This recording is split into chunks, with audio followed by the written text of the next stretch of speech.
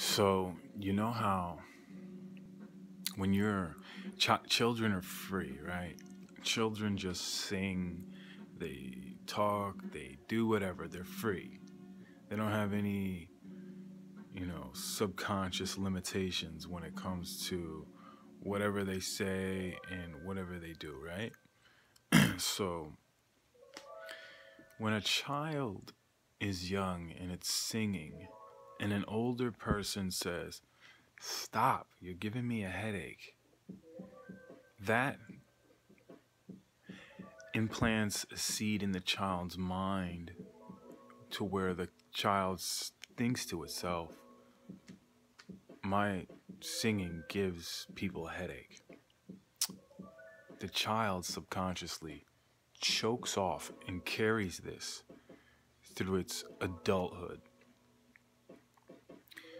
So when the child is older and it's in social situations with older people, the child can't really express. Now the child is grown up and the child is choked off, cannot speak with other grown-ups and cannot feel and feels nervous opening up.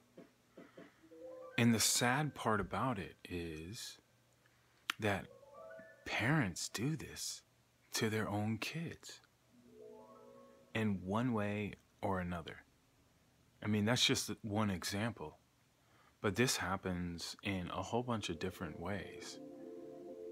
And so the reason why I'm saying this is because you got to be careful about what you say to your kids.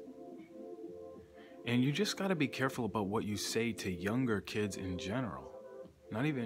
Doesn't even have to be your own child. You can really damage a child emotionally, socially, and mentally by just something so obscure. You might not even notice you have a headache because the child is singing.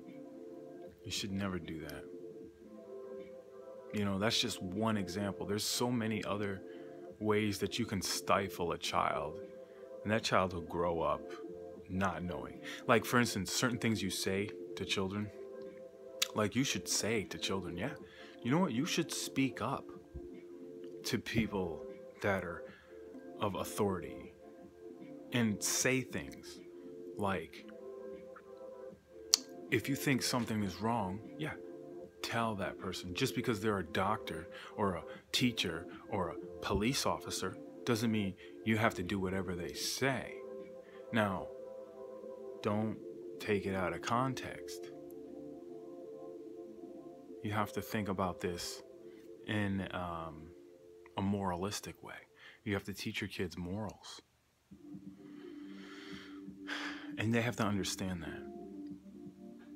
So that when an authority figure is out of line, they can identify that and they can question that, and they won't be taken advantage of just because the person is an authority figure. And there's example of this. There are many examples of this.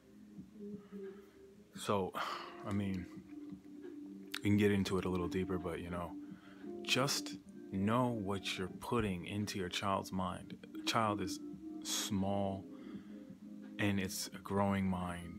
Be careful with that. It's a fragile thing. Peace.